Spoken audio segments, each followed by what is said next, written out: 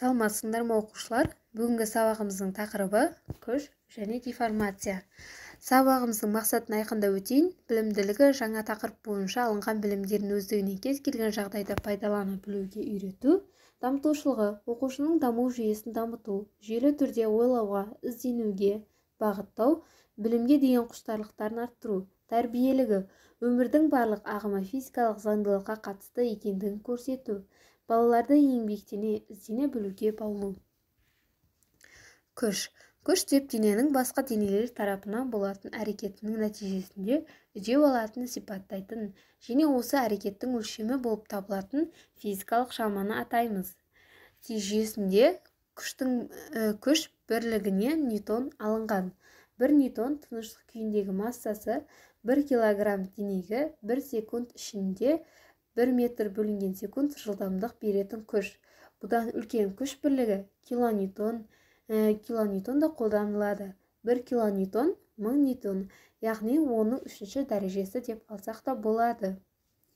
Күш бірлігі ағылшынның ұлы физигі Исаак Ньютонның құрметіне ньютон деп алынған. Күш бізде күштің ауырлық күші, серпімділік күші, үйкеліс күштерін алдағы уақытта қарастыратын боламыз. Әзірге күш не екенін толықтай біліп алайық. Күш денелердің өзара әрекеттесуін сипаттайтын шамалар. Мысалдар, бірінші суретте көріп тұрғандарыңыздай машинаны адам itергендіктен ол күш салып итереді. Қаншалықты көп күш салса, ол зат соншалықты алдына қарай жылжи береді. Басқа суреттерде дәл солай. Енді деформация. Дене пішінің немесе өлшемдерінің өзгеруін деформация. Латынша деформация бүліну, бұзылу деп те атайды. Бізде деформацияның екі түрі бар. Пластикалық деформация, серпімді деформация. Соның біріншісіне тоқталып өтейін. Пластикалық деформация күштің әрекеті тоқталғаннан кейін дене өзінің бастапқы пішіні мен өлшемін өзгертетін болса, мұндай деформация пластикалық деформация деп аталады. Мысалы, пластилин, саздан жасалған денелер. Ал серпімді деформация деп отқанымыз күштің әрекеті тоқтағаннан кейін дененің бастапқы пішіні мен өлшемі қайтадан қалпына келетін болса, мұндай деформация серпімді деформация деп аталады. Мысалға, серіппе, резинка.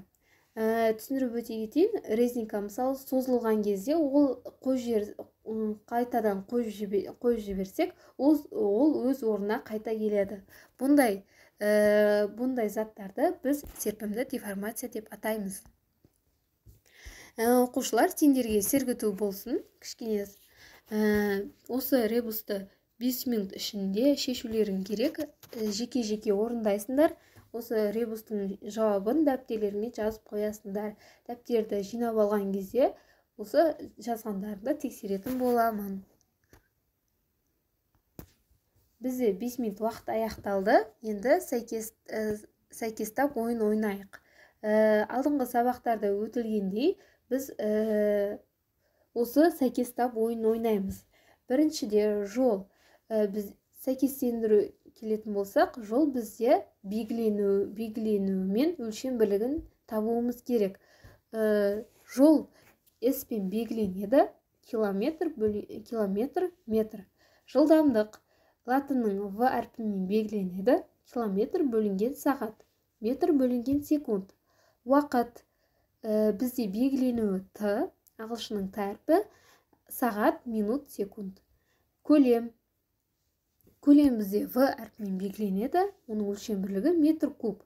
Тығыздық ро, оның өлшем бірлігі килограмм метр куб. Күш жаңа өтілген тақырыпқа байланысты біз F әрпімен белгілейміз, оның бірлігі ньютон. Ал бүгінгі біздің сабағымыз аяқталды.